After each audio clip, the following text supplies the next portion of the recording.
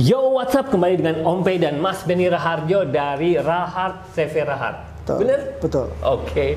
Nah, kita udah bikin rangkaian pembahasan tentang buku, insya Allah akan menjadi buku fenomenal di bidang sablon. Karena ini sebenarnya kalau setelah saya lihat ya, ini mendekati kitab.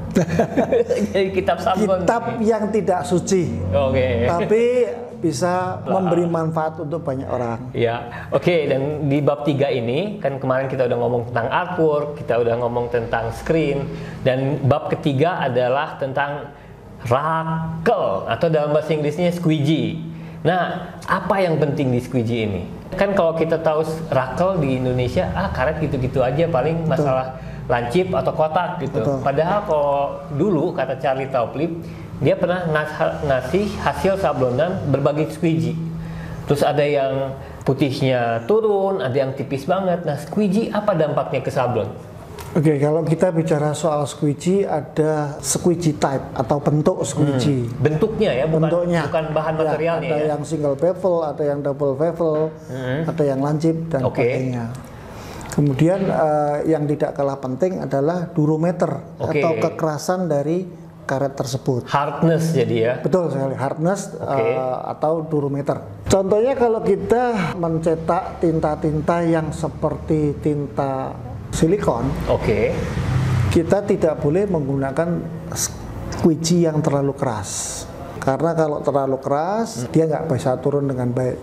Itu durometernya berapa itu? Kira-kira ada di 70. 70. Oh, itu artinya mirip dengan squeegee yang dipakai buat rubber ya? Betul. Oke, kan kalau plastisol setahu saya, kalau salah correct me if I'm wrong ya. Kalau nggak salah di 85 ya. 85 atau 90. Bahkan ada untuk plastisol, untuk raster ya. Ada yang triple durometer. Triple durometer yang di luarnya 70, di tengah 90 dan kue lapis. Betul sekali. Yang kayak kue lapis. 70, 90, 70. Supaya hardness-nya, kekerasannya masih stiff, tapi ujung-ujungnya bisa untuk menyapu hingga bersih. Masih empuk. Empuk untuk menyapu tinta. Untuk cetak raster akan sangat bagus sekali. Terus saya pernah beli, jadi berdasarkan warna. Kuning 85. Terus kalau nggak salah merah teh 70 gitu. Betul, tapi saya nggak hafal. Iya. Ada hijau, ada merah, ada kuning. Tapi ternyata setiap merek beda-beda ya? Sepertinya begitu. Oke. Apa nih yang penting dari squeegee? Selain dia menentukan deposit tinta yang turun kan? Dan kalau dia katanya ya, kalau dia dirakelnya cepat, dia jadi tipis. Kalau dia dirakelnya pelan, deposit tintanya dari gesutan akan lebih tebal. Begitu juga ketajaman. Betul sekali. Pada saat kita print stroke istilahnya, print stroke, tinta itu perlu waktu untuk turun ke dalam serat kain. Sehingga kita nggak bisa terlalu cepat. Karena tinta nggak punya waktu untuk turun. Itu yang pertama. Yang kedua, sama seperti pensil. Kalau kita raut pensil itu, tulisan kita akan tipis-tipis dan tajam.